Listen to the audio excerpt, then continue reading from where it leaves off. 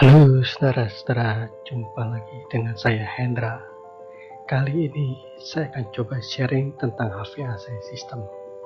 Semoga ini akan berguna bagi Anda sekalian yang menyaksikan. Selamat mengikuti dan menikmati. Nah, kalau kita bicara tentang AC, maka biasanya AC diasosiasikan sebagai mesin atau alat yang digunakan untuk mendinginkan atau memanaskan udara dalam ruang. Namun di Indonesia, AC lebih digunakan sebagai pendingin udara, kaitannya untuk menyejukkan ruangan.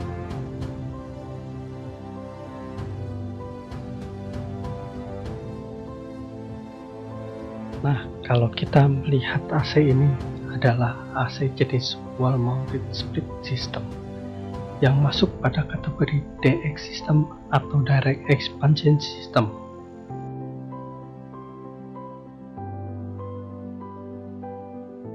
Selain DX system, dikenal juga sistem yang lain, yaitu yang disebut chill water system. Contoh unitnya bisa kita lihat pada slide ini. Jadi kalau lebih lengkapnya, kategori sistem bisa dikenal sebagai DX system dan chill water system.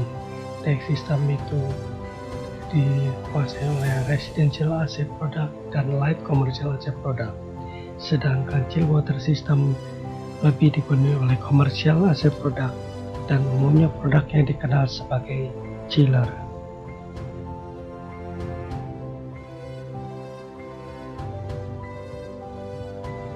Perlu diketahui bahwa penggunaan AC system adalah untuk beberapa alasan, yang diantaranya adalah untuk mengkondisikan temperatur, kelembaban, adanya sirkulasi udara atau pergerakan udara dalam ruang, untuk alasan kebersihan, untuk mengatur suatu tekanan udara dalam ruang, untuk noise level, dan privacy.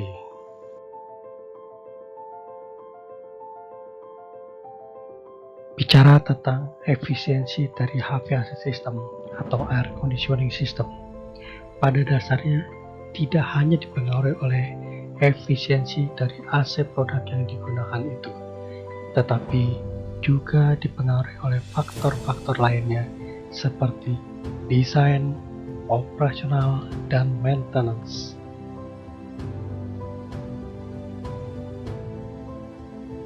Pada dasarnya, basic cooling process atau cara kerja cooling adalah dengan mengatur jumlah panas yang ada di dalam ruangan untuk menjadi lebih sedikit atau menjadi lebih banyak, di mana jumlah panas ini akan menentukan seberapa tinggi level dari temperatur.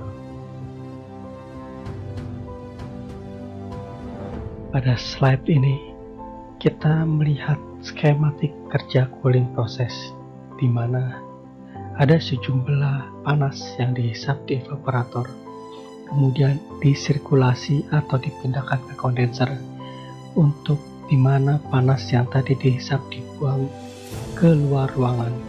Disinilah terjadinya perpindahan panas dari ruangan yang dikondisikan ke luar ruangan. Basic proses dari cooling system yang digunakan sekarang adalah mengaplikasikan suatu siklus yang disebut sebagai reverse Rankine cycle. Reverse Rankine cycle ini adalah merevisi dari siklus yang digunakan sebelumnya, yaitu Carnot cycle atau siklus Carnot. Pada proses cooling system melibatkan beberapa komponen-komponen utama, yaitu kompresor, kondenser, metering device, baik itu expansion, pipa kapiler, atau turbine, dan juga ada evaporator.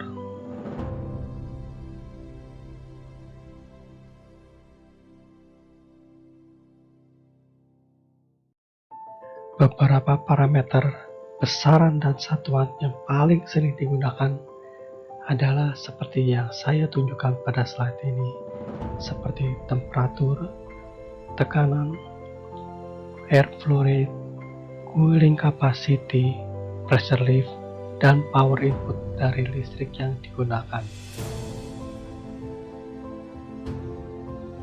Bicara tentang efisiensi dari operation penggunaan air conditioning system, salah satunya dipengaruhi oleh faktor cara bagaimana kita mengoperasionalkan air conditioning system itu.